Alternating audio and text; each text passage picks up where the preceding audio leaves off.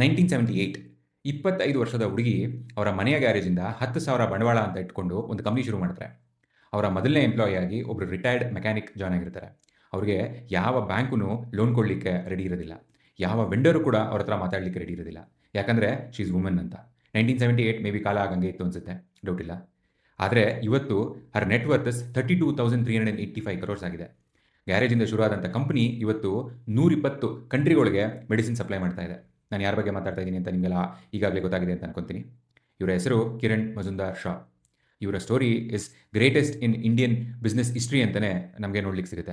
ಕಿರಣ್ ಮಜುಂದಾರ್ ಶಾ ಅವರು ಬೆಂಗಳೂರಲ್ಲೇ ಬೆಳೆದಿರ್ತಾರೆ. ಅವರ ತಂದೆ ಬ್ರೂ ಮಾಸ್ಟರ್ ಆಗಿ ಯುನೈಟೆಡ್ ಬ್ರೂವರೀಸಲ್ಲಿ ಕೆಲಸ ಮಾಡ್ತಿರ್ತಾರೆ. ಇವರು ಕೂಡ ಅವ್ರ ತಂದೆ ಥರ ಬ್ರೂ ಮಾಸ್ಟರ್ ಆಗಬೇಕು ಅಂತ ತುಂಬಾ ಆಸೆ ಇರುತ್ತೆ. ಹಾಗಾಗಿ ಅವ್ರು ಬೆಂಗಳೂರಲ್ಲಿ ಡಿಗ್ರಿ ಮುಗಿಸ್ತಾರೆ ಇನ್ ಜುವಾಲಜಿ. ಮಾಲ್ಟಿಂಗ್ ಆ್ಯಂಡ್ ಬ್ರೂವರಿಲಿ ಡಿಗ್ರಿ ಪಡಲಿಕ್ಕೆ ಅಂತ ಆಸ್ಟ್ರೇಲಿಯಾ ಟ್ರಾವೆಲ್ ಮಾಡ್ತಾರೆ. ಇನ್ಫ್ಯಾಕ್ಟ್ ಅವ್ರ ಕ್ಲಾಸಲ್ಲಿ she was the only woman.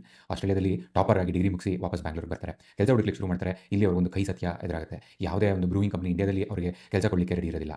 Not because she was not capable, only because she was woman ಅಂತ. ಈ ಒಂದು ರೀಸನ್ಗೆ ಅವರಿಗೆ ಕೆಲಸನೇ ಸಿಗಲ್ಲ. ಈ ಒಂದು ರಿಜೆಕ್ಷನ್, ಈ ಒಂದು ಕ್ಲೋಸ್ ಡೋರ್ ಅವ್ರಿಗೊಂದು ಹೊಸ ಡೈರೆಕ್ಷನ್ನೇ ಮಾಡಿಕೊಡುತ್ತೆ. ಈ ಡೈರೆಕ್ಷನ್ ಅವರ ಎಂಟೈರ್ ಲೈಫ್ನ ಚೇಂಜ್ ಮಾಡುತ್ತೆ.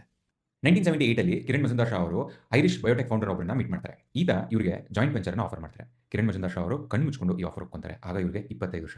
ಇಲ್ಲಿಂದ ಬಯೋಕಾನ್ ಇಂಡಿಯಾ ಶುರು ಆಗುತ್ತೆ. ಇವರ ಫಸ್ಟ್ ಆಫೀಸ್ ಆಗುತ್ತೆ ಅವರ ಗ್ಯಾರೇಜ್. ಇವರ ಫಸ್ಟ್ ಎಂಪ್ಲಾಯ್ ಆಗ್ತಾರೆ ರಿಟೈರ್ಡ್ ಮೆಕ್ಯಾನಿಕ್. ಇವರ ಫಸ್ಟ್ ಇನ್ವೆಸ್ಟ್ಮೆಂಟ್ ಆಗಿರುತ್ತೆ 10,000 ರೂಪಾಯಿ. ಇಷ್ಟೆಲ್ಲ ಇವರು ಸಿಕ್ಕಾಪಟ್ಟೆ ಚಾಲೆಂಜಸ್ಗಳನ್ನ ಫೇಸ್ ಮಾಡ್ತಾರೆ. ಯಾವ ಬ್ಯಾಂಕ್ಗಳು ಇವರಿಗೆ ಲೋನ್ ಕೊಡಕ್ಕೆ ರೆಡಿ ಆಗಿರಲ್ಲ, ಓನ್ಲಿ ಬಿಕಾಸ್ ಈಸ್ ವುಮನ್ ಅಂತ. ಯಾವ ವೆಂಡರ್ಗಳು ಇವ್ರ ಹತ್ರ ಮಾತಾಡಲಿಕ್ಕೆ ರೆಡಿ ಇರಲ್ಲ. ಅವರೆಲ್ಲ ಯಾವ ಗಂಡಸರು ರೆಡಿ ಅವ್ರ ಹತ್ರ ಮಾತಾಡ್ತೀವಿ ಅಂತ ಹೇಳ್ತಿದ್ರಂತೆ. ಈ ಥರ ಒಂದು ಪರಿಸ್ಥಿತಿಯಲ್ಲೂ ಕೂಡ Biocon becomes first company from India to export enzymes to US and Europe. Super ಅಲ್ಲ? ಇನಿಷಿಯಲ್ ಡೇಸ್ಲಿ ಬಯೋಕಾನ್ ಗ್ರೋತ್ ಸ್ಲೋ ಆಗೇ ಇರುತ್ತೆ, but over period of time exponentially grow ಆಗ್ತಾರೆ.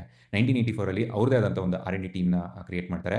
1994 ಅವ್ರದೇ ಆದಂಥ ಒಂದು ಕಾಂಟ್ರಾಕ್ಟ್ ರಿಸರ್ಚ್ ಕಂಪ್ನಿನ ಲಾಂಚ್ ಮಾಡ್ತಾರೆ. 2001 Biocon becomes India's first company to get US FDA approval to manufacture cholesterol lowering molecule.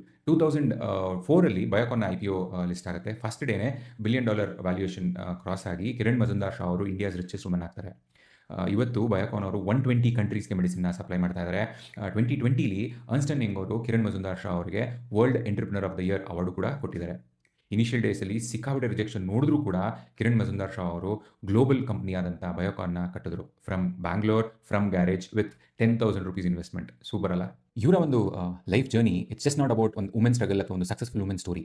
ಇದರಿಂದ ನಾವು ಕಲಿಬೇಕಾಗಿರೋದು ಏನಪ್ಪ ಅಂತಂದರೆ, ಇವರು ಯಾವ ರೀತಿ ಅವರ ಲೈಫಲ್ಲಿ ರಿಜೆಕ್ಷನ್ನ ಮ್ಯಾನೇಜ್ ಮಾಡಿದ್ರು, ಯಾವ ರೀತಿ ಅವರ ಲೈಫಲ್ಲಿ ಚಾಲೆಂಜಸ್ಗಳನ್ನ ಫೇಸ್ ಮಾಡಿದ್ರು, ಅದನ್ನೆಲ್ಲ ಮೀರಿ ಬಯೋಕಾನ್ ಅಂತ ಒಂದು ಗ್ಲೋಬಲ್ ಫಾರ್ಮಸಿ ಕಂಪ್ನಿನ ಅವ್ರು ಯಾವ ರೀತಿ ಬಿಲ್ಡ್ ಮಾಡಿದ್ರು ಅನ್ನೋದನ್ನು ನಾವು ಕಲ್ತ್ಕೊಂಡ್ರೆ, ನಮ್ಮ ಲೈಫಲ್ಲಿ ಅಳವಡಿಸ್ಕೊಂಡ್ರೆ ನಮಗೆ ಭಾಳನೇ ಅನುಕೂಲ ಆಗುತ್ತೆ ಅಂತ ಅನ್ಕೊಂತೀನಿ. ಈ ವಿಡಿಯೋನ ನೀವು ಸೇವ್ ಮಾಡ್ಕೊಳ್ಳಿ. ಹಾಗೂ ನಿಮ್ಮ ಫ್ರೆಂಡ್ಸ್ ಅಥವಾ ಫ್ಯಾಮಿಲಿ ಯಾರಾದರೂ ನನ್ನ ಲೈಫಲ್ಲಿ ಬರೀ ಚಾಲೆಂಜಸ್, ಬರೀ ರಿಜೆಕ್ಷನ್ ಅನ್ಕೊಂಡು ಕೂತಿರ್ತಾರೋ ಅವರಿಗೆ ಈ ವಿಡಿಯೋನ ಶೇರ್ ಮಾಡಿ. ಮೇ ಬಿ ಈ ವಿಡಿಯೋ ಅವರಿಗೆ ಹೆಲ್ಪ್ ಆಗುತ್ತೆ ಅಂತ ಅನ್ಕೊಂತೀನಿ.